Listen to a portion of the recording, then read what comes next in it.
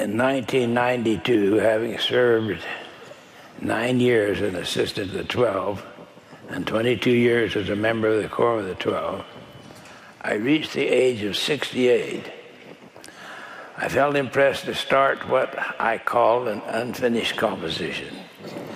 The first part of that work goes like this. I had a thought the other night, a thought profound and deep.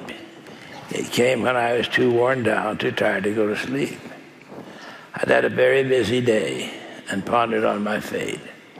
The thought was this. When I was young, I wasn't 68. I could walk without a limp. I had no shoulder pain. I could read a line through twice and quote it back again. I could work for endless hours and hardly stop to breathe.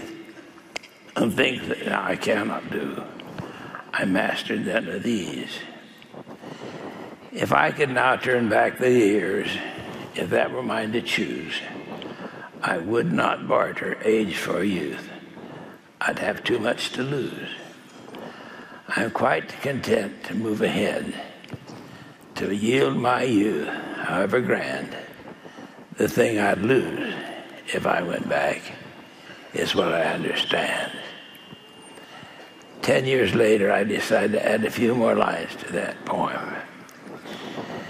10 years have flown to who knows where, and with them much of pain.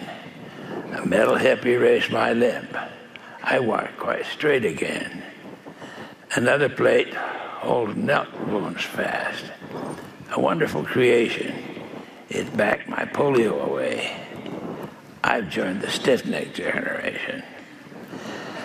The signs of aging can be seen. Those things will not get better. The only thing that grows in strength in me is my forgetter. You ask, do I remember you? Of course, you're much the same. Now don't go getting all upset if I can't recall your name. I would agree I've learned some things I did not want to know. But age has brought those precious truths that make the spirit grow. Of all the blessings that have come, the best thing in my life is the companionship and comfort I get from my dear wife. Our children all have married well with families of their own, with children and grandchildren. How soon they all have grown. I have not changed my mind one bit about regaining youth. We are meant to age, for with it comes the knowledge of the truth. You ask, what will the future bring? Just what will be my fate? I'll go along and not complain. Ask when I'm 88. And last year, I added these lines. And now you see I'm 88. The years have flown so fast. I walked, I limped, I held a cane, and now I ride at last. I take a nap now and again, but priesthood power remains. For all the physical things I lack, there are great spiritual gains. I have traveled the world 1,000,000 miles, and another 1,000,000 too. And with the help of satellites, my journeys are not through. I now can say with all certainty that I know and love the Lord. I can testify with them of old as I preach his holy word.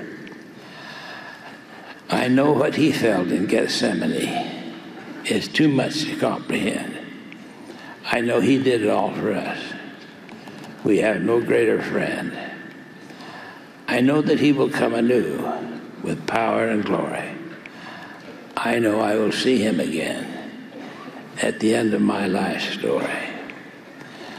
I'll kneel before his wounded feet. I'll feel his spirit glow. My whispering, quivering voice will say, "O Lord, my God, I know." And I do know